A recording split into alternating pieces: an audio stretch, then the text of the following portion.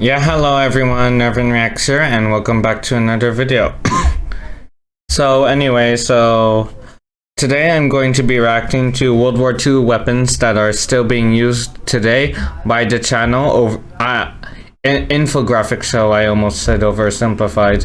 Now the reason why I decided to watch and react to this was because, you know, with the whole Ukrainian war not escalating, and the UN and the US berating Iran for sending drones to Russia, and you know, the whole Crown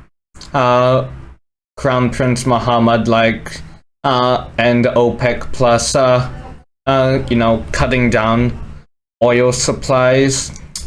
I decided, you know what, let's watch something that is, you know, related to the war, and that would be the weapons that are being used by both the Ukrainians and the Russians. Because a lot of people don't know that due to the Second World War and the Cold War, a lot of weapons were produced by both the West and the USSR. So there's just been a bunch of weapons lying around just waiting to be used. So yeah, rather than just, you know, inventing a new type of modern and expensive weapon, why not just recycle old and effective weapons, you know, from earlier wars? You know, it might seem like, you know, primitive, but if they work, they work. After all, it's as they say, don't if it's not broken, don't fix it. Anyway, let's just get on with the video, shall we? Like and go. World War II was the most significant conflict in the history of humanity, and as a result created the largest stockpile of weapons ever seen. However, when the dust settled and the world had to move on, where did all those guns, tanks, planes, and artillery pieces go? For the most part, the vast majority of this equipment for military vehicles, some of them were dismantled and scrapped, and some were sold. Same goes for weapons. Well, they were either sold or just scrapped or kept in warehouses. Continued to see service in conflicts during the Cold War. Oh, I know that submachine gun. That's actually an Italian World War II submachine guns. Some military historians actually say it's one of the best machine guns in World War II. And if you looked at that closely, for the most part, the vast majority of this equipment continues. You'll see that there are two triggers right here. The reason being is one trigger is for like super automatic, like non-stop, while the other is for like semi-auto, for like you can control it. So yeah. Continued to see service in conflicts during the Cold War, but as time went on and more advanced weapons were developed, these old pieces of equipment were placed in storage, being replaced by their modern variants on the battlefield. But as history has shown, every now and again these weapons will be pressed back into service, and still, even in the year 2022, there are several conflicts where these weapons are still used in combat. The first— Yep, like Mark Twain once said, history may not repeat itself, but it often rhymes. That's such a great quote. And most obvious one is the current war in Ukraine. Regardless of the conflict's politics, one cannot deny that both sides are throwing everything they have into it. But with the massive casualties and mobilization on both sides, there aren't enough modern weapons to go around, especially for Ukraine. After the invasion, the Ukrainian government scrambled to arm its citizens as fast as possible, while the frontline units and reservists got the more modern weapons like the AK-74 and AK-47 rifles. The citizen militias that volunteered to fight with little to no training mostly got issued older weapons from their World War II stockpiles. As far as actually, never mind, I forgot what I was going to say. So let's just continue. Handguns are concerned, most troops far from the front lines are issued with the TT-30 pistol. Chambered in 7.62 by 25 Tokarev, this venerable pistol saw frontline service in the hands of the Soviet forces throughout the entirety of the Second World War and beyond. Many of the pistols there today continue to see service as sidearms during the early parts of the Cold War, and then were put into storage when newer handguns like the Makarov. Yeah, that's also the same for like weapons from the Axis powers, like the German Luger pistol and the MP40 submachine gun, were actually being used by foreign nations. And even after the Second World War ended, from going to like the Cold War until like the 1970s or 80s, or like the modern day, and the German police SWAT teams would actually use MP40s until they were replaced by MP5s. Were issued. The Ukrainians have used a much larger variety of weapons for their primary infantry weapons. Because of the massive amount of submachine guns used in World War II, countless thousands were stockpiled and stored for a later date. Among these examples are the PPD-40, PPSH-41, and PPS-43 submachine guns. The PPD-40 was the first mass-produced Soviet submachine gun. It was chambered in the same... Never mind, I was wrong about this model of submachine gun. I mistook it for the Italian one. 7.62 by 25mm round as the TT-30 and was intended to be issued in large...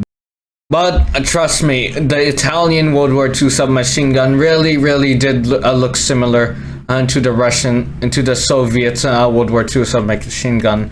If you don't believe me, Google it. Numbers as a force multiplier for its infantry squads. However, the invasion of the Soviet Union prevented large numbers of them from being made, since they were expensive and time-consuming to manufacture. Because of this, the historic PPSH-41 submachine gun replaced it. Its cheaper parts and easier manufacturing process made it the most used submachine gun in the Soviet military. The PPS-43 was a Soviet-produced copy of the PPSH-41, first designed during the Siege of Leningrad, where no factories were left to produce weapons. This design was similar to the PPSH but stripped it down to its absolute bare minimum to save on production costs. All three submachine guns have been used in Ukraine since 2014, and the 2022 invasion only increased their use. Russian separatist troops have also used the PPSH-41 extensively. Ukrainian and separatist forces have also used the many Mosin Nagant rifles. The M9130 Mosin... Oh really? This I did not know that. Nagant was the standard issue rifle of the Red Army during World War II, though its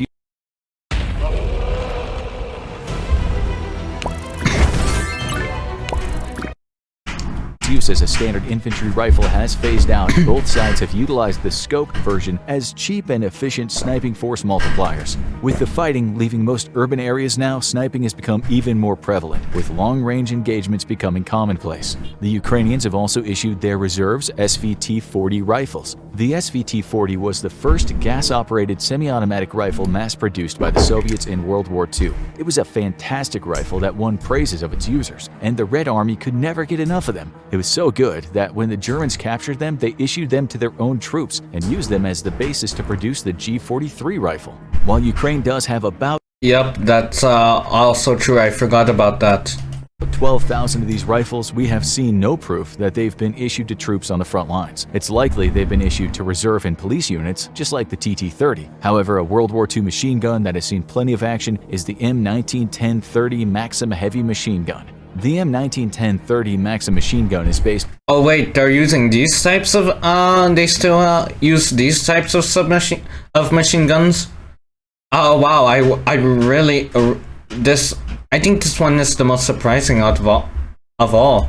On the same Maxim machine gun model that saw extensive use by all sides during the First World War. At the end of that war, the Soviet military continued using a newer version of it that came out during the 1930s, and they continued producing it until the end of the war in 1945. Ukraine has said they have about 35,000 of these machine guns in service and have used them since the 2014 conflict in Donbass. But with the war ramping up, these machine guns have seen plenty of frontline combat use due to their reliability and accurate, sustained fire over long distance. Another machine gun used by both sides of... Like I said, if it works, and if it's not broken, then there's no need to fix it.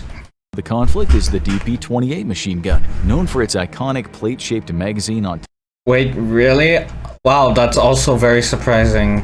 Top of the receiver. It became the standard light machine gun used for the Soviets during World War II and beyond. Though it's unclear how many are in service, we do know that Ukraine does have a small stockpile of DP-28s ready to be used when the time is right. Small arms aren't the only World War II weapons still in service. Believe it or not, some World War II tanks are still being used to this day. The IS-3 was a Soviet heavy tank produced near the end of World War II and meant to be a tank destroyer with its large gun and thick armor. In 2014, separatist militias found spare parts for one of the IS-3 tanks still on display at a local museum and got it running. While this was several years ago, there are likely more examples of World War II tanks still being used in combat, and with the enormous amounts of tanks being destroyed each day, both sides are bringing more and more out of storage. So who knows, there could— Yep, even in a modern conflict, you'd think, oh, we have the best modern tank and the modern mobile artillery piece. But this, realistically and depressingly speaking, no matter how modern your tank is, in a conflict today, the lifespan of a tank is the same of that of a North Korean, a North Korean. Anyway, let's continue. Could be more out there today that just haven't been captured on film. Speaking of being captured on film, another conflict that's seen many world— That doesn't mean to say that tanks are obsolete inventions. No, they are still very needed military vehicles. War II weapons being used in the hands of frontline fighters. During the early days of the Syrian civil war, Free Syrian Army fighters were seen wielding various weapons, including Mas 36 rifles and Beretta 38 machine guns. While the presence of this World War II French infantry rifle and Italian machine pistol can be explained as leftovers from the World War II battles in the area, perhaps most surprising was the appearance of thousands of STG-44. Yep, the first known assault rifle invented by the German army in World War II. This was actually the rifle that inspired Kalashnikov to create the world's most used and reliable assault rifle ever, the AK-47.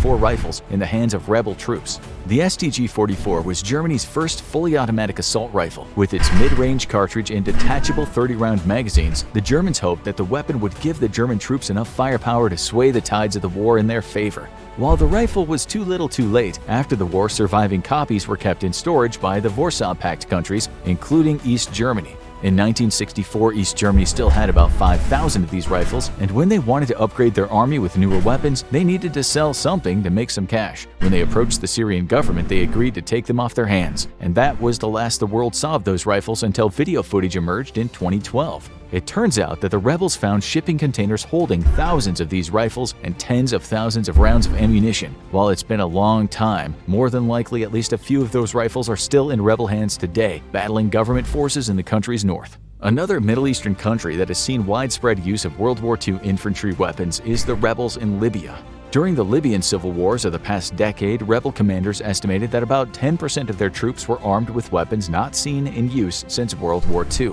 The most common rifles used were the Italian M91. Gods Unchained is a player versus player strategy game. Everything you earn. Carcano rifles and carbines, with Lee Enfield rifles and Webley revolvers also seeing combat time. A few videos even emerged of fighters wielding the German MP-40 submachine guns. Even though a ceasefire has been in place since 2020, it's likely that at least some rebel troops still have limited stocks of these weapons stashed away. But some countries still use these World War II weapons because no other better or more reliable models have been made to replace them.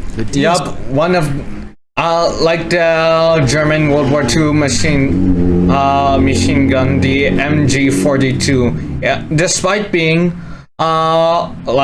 like over 70 years old, it's still actually one of the world's top 5 most best and most best machine guns in the world, if not the top one most effective and the best submachine gun in the world. SHK came into production in 1938 as a portable anti-aircraft and anti-material heavy machine gun. It saw widespread use during World War II and after the war became one of the most successful export models of heavy machine guns. Having been produced from 1938 to 1980, this is one of the most popular machine guns employed across the planet. While we can't tell how old each machine gun is, it's far more than likely that a handful still in service were present during World War II. Another heavy machine gun produced before World War II and still used today is the US M2 Browning 50 caliber machine gun. This machine gun has been the all-purpose general machine gun on tanks, planes, ships, armored vehicles, and entrenched positions for generations of American troops. Dozens of countries worldwide also use it, and some World War II models are still around. Just a few years ago, Marines based out of Okinawa, Japan were servicing older M2 machine guns and found one that was almost 100 years old and still in service. North Korea also employs a large number of World War II weapons both in frontline units and in reserve. During an artillery firing demonstration a few years ago, Chinese media noted that the entirety of the 7th and 9th Field Armies of North Korea were equipped with Soviet-produced M1937 152mm heavy artillery pieces. The Soviets stopped making those guns during World War II, and though they saw heavy use during that war, most were put into storage or donated to countries like North Korea after the war. The North Korean army is also similar to the Ukrainian army in that they have a large quantity of surplus World War II firearms on hand. From Japanese Arisaka rifles and Nambu pistols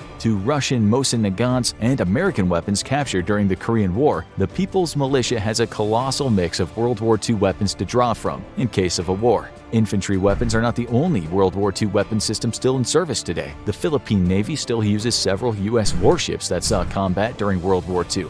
Yep, that's true. I live in the Philippines and I can definitely confirm that.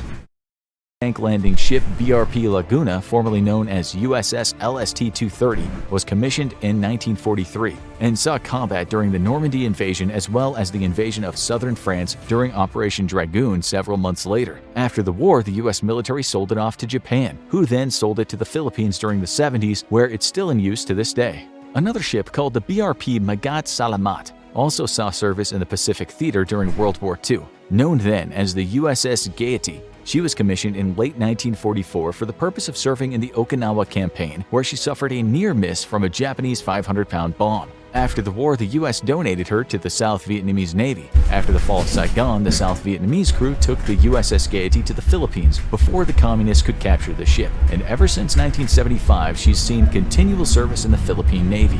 Though most World War II aircraft still in use today are restored ones normally owned by museums, there is one aircraft that still sees use to this day. The C-47 Skytrain was one of the most common and versatile transport aircraft during the Second World War. After the war was over, it saw extensive use during the Cold War, but as time went on, militaries around the globe started retiring them. However, 3 countries still use them to this day. The first of them is South Africa. During the 1970s Oh, really? and 80s, they needed to upgrade their maritime reconnaissance aircraft, and the C-47 was a suitable replacement for the mission. After being retrofitted in the U.S. with better engines, complex communications, and electronic warfare equipment, the plane was pressed into service and still sees use to this day. The Royal Thai Army also uses several C-47s in a more traditional logistics role. The Colombian Air Force also has about 6 C-47s in its inventory, and these are the most interesting of the bunch. The Colombians have converted all of their C-47 aircraft into mobile gunships, adding several 50 caliber miniguns. These aircraft rain death from above onto the insurgents the country still fights. While the Colombians upgraded the planes with newer engines and equipment, the airframes are all from World War II, including one that dropped American paratroopers into Normandy on D-Day. Check out the Battle of the Bulge, or click this other video instead. Okay, so yeah, this was very interesting. There were a lot of facts I didn't know about, like the one how about that those World War II U.S. ships being used in in my country's navy. Now, I know I said, yep, I'm in the Philippines, so I can confirm this, but I thought they were talking about a later model, because we do use outdated ships, like from the Cold War, but so I was confirming that we do have primitive ships, but I didn't know they were from the Second World War, so yeah. I'm just clarifying my mistake, so yeah, sorry about that. And yeah, I don't really have anything else to say, really, so yeah, if you like this video, please hit that like and subscribe. Check out my Facebook page, link is in the description, as well as the link to this video by Infographics Show. They make great content. I watch them quite a bit, but I wouldn't say they're a favorite channel for me to watch. So yeah, that's all for today. I'll see you guys next time. Bye!